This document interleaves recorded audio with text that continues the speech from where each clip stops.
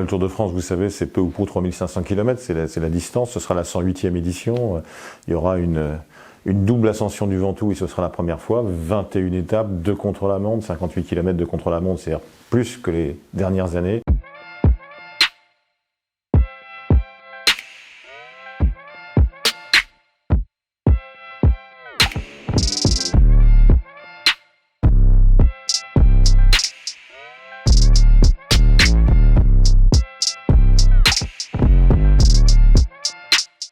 Ce grand départ de Bretagne avec 4 étapes, une étape dans chacun des 4 départements bretons, avec 8 villes, avec 2 arrivées pour punchers puis 2 arrivées pour sprinters, ça va vraiment être fort, ça c'est sûr.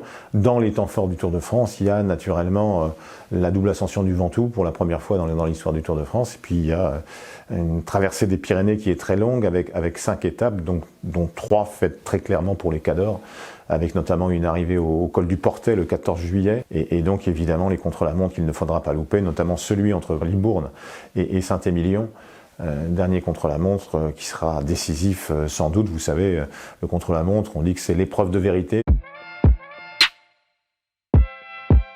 Nous avions une trentaine de voitures hybrides l'année dernière, on en aura 130 cette année, et que ma voiture, qui était 3 fois 100% électrique l'année dernière, sera 15 fois 100% électrique cette année. Après, le travail continue d'être fait naturellement pour qu'il y ait de moins en moins de plastique dans la caravane. Il y a quelques années, si vous donnez un t-shirt qui avait un emballage plastique, il n'y en a plus. Maintenant, le plastique est uniquement pour les produits alimentaires pour des raisons d'hygiène. Il y a 89 zones dites Natura 2000 sur le Tour de France, zones protégées pour lesquelles il y a des études d'incidence et où, par exemple, il y a des mises en défend de certains endroits pour éviter que le public ne divague, n'aille trop loin, etc., dans des endroits qui sont protégés, pour lesquels, par exemple, la caravane ne distribue pas, où il n'y a pas de pollution sonore.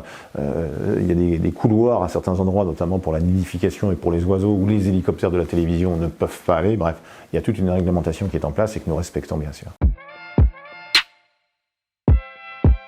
L'organisation de la course, c'est peu ou prou l'organisation de l'année passée, c'est-à-dire avec 2 tests Covid négatifs, 2 tests PCR négatifs avant que les coureurs n'arrivent sur place, 6 jours avant, 3 jours avant, avec ensuite un nouveau test sur chacune des 2 journées de repos, et puis encore éventuellement un 5e test pour les coureurs qui rentreront chez eux. Il y a le système des bulles, avec une bulle spécifique pour les coureurs et leur encadrement, une autre bulle avec tous ceux qui ont une accréditation. Je suis dans cette bulle-là, les journalistes sont dans cette bulle-là. Il y aura bien évidemment aussi toujours ces jeunes gens qui se baladent avec une hotte qui n'est pas celle du Père Noël, mais avec du gel, et qui proposent donc aux gens du gel en permanence pour qu'ils puissent se laver les mains, avec naturellement le masque en permanence sur tous nos espaces.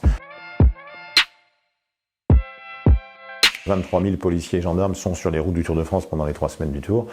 Et il y a sur le point spécifique de la sûreté, la présence du GIGN depuis 2016 sur les routes du Tour de France, sur toutes les étapes du Tour.